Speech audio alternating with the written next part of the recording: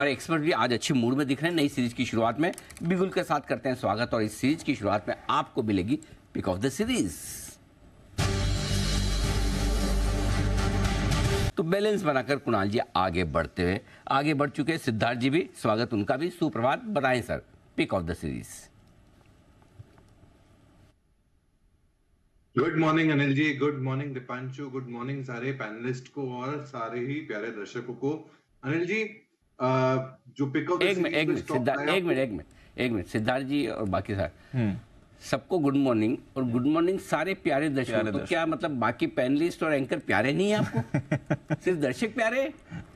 प्यारे हैं और एंकर तो मतलब बोले तो नहीं ना सर, भावनाएं तो आपकी ऐसी दिखी नहीं।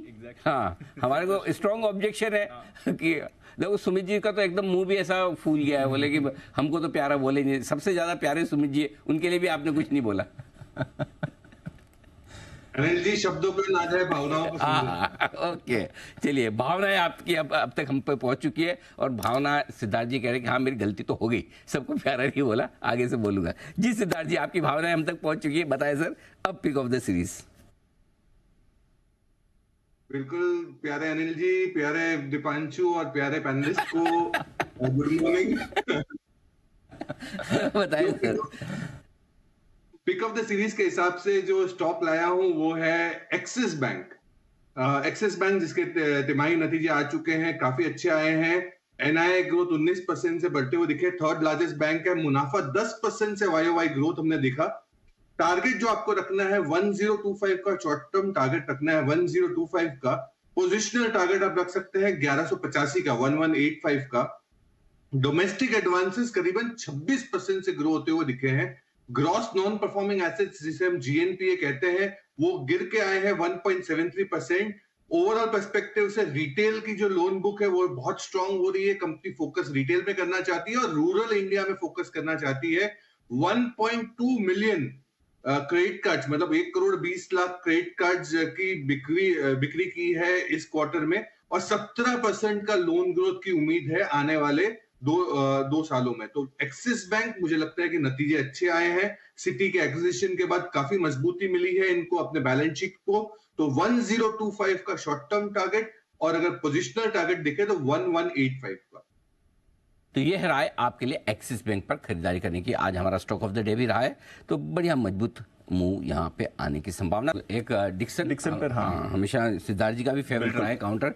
एक बार जरा उनकी भी राय ली जाए रिजल्ट्स के बाद। सिद्धार्थ जी बताएं सर। बिल्कुल अनिल जी, डिक्सन टेक का नतीजे बहुत दमदार है। मार्जिन में एक्सपेंशन दिखे। सबसे बड़ी चीज जो ग्रोथ दिख रहा है वो मोबाइल सेगमेंट से काफी स्ट्रांग दिख रहा है। अपडेट्स जो पीएलआई सेगमेंट से आ रहे हैं वो भी बहुत अच्छे हैं।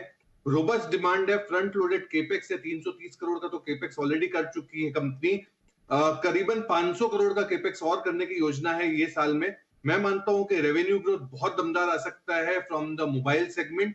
डिक्सन टेक पे हमारे रिवाइज टारगेट्स आए हैं 6,414 रुपए, 6414 के रिवाइज टारगेट्स है डिक्सन टेक पे। बिल्कुल खरीदारी करनी चाहिए। ये एक लीडर है इलेक्ट्रॉनिक मैन्युफैक्चरिंग सर्विसेज के पूरे ही समूह के। तो मैं मानता हूं 6,414 लंबे समय के लिए निवेश करना चाहे तो कर सकते हैं। तो ये है आपके लिए डिक्सन टेक। सिद्धार्थ जी का फेवरेट स्टॉक है। 2000 के लेवल से लगातार कवरेज है और अब नए टारगेट्स 6400 के आ रहे हैं सिद्धार्थ जी की तरफ से। अग्रेसिव टारगेट्स यहां पर डिक्सन टेक पर, इस पर रखिएगा नजर। आइए बिगुल सिद्धार्थ जी के लिए सुपर सिड।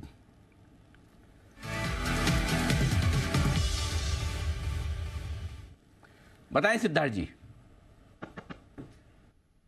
अनिल जी, खरीदना चाहूंगा एनबीएफसी स्पेस से, जिसकी आप चर्चा भी कर रहे थे, दीप ने भी अभी चर्चा की, और वो है बजाज फाइनेंस।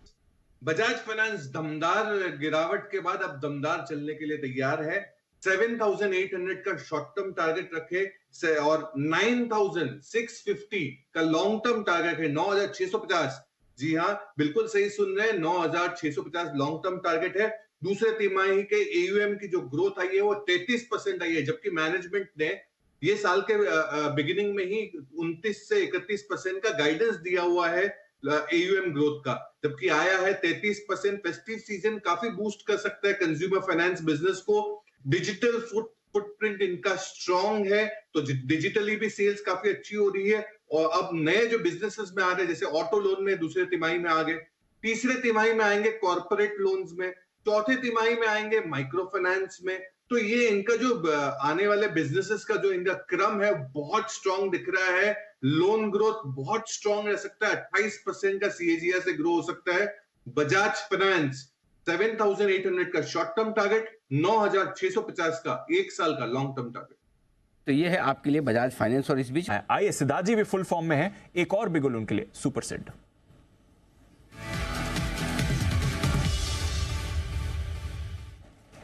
बताएं सर।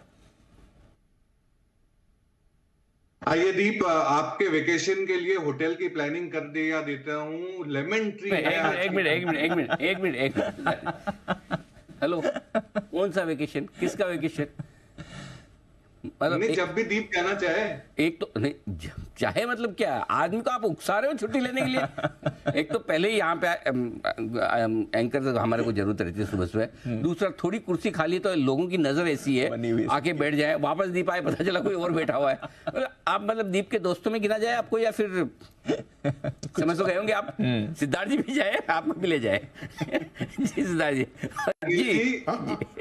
जी, दीप की छुट्टी लेने से उसकी एफिशिएंसी और बढ़ जाएगी। बात तो सही और एंकरशिप में बहुत अच्छा योगदान देंगे। अच्छा, I agree with him, sir. Okay, इसी चक्कर में आप ज्यादा छुट्टियां मारते हैं, अब समझ में आया। अच्छा, हम भी दीप को छुट्टी देंगे फिर इस एफिशिएंसी बढ़ाने के लिए प्लान किया लेकिन जाए। दीप इसमें इनडायरेक्टली समझ लीजिए आप, जो सिद्धार्थ जी कह रहे हैं कि अभी आपकी एफिशिएंसी बराबर नहीं है।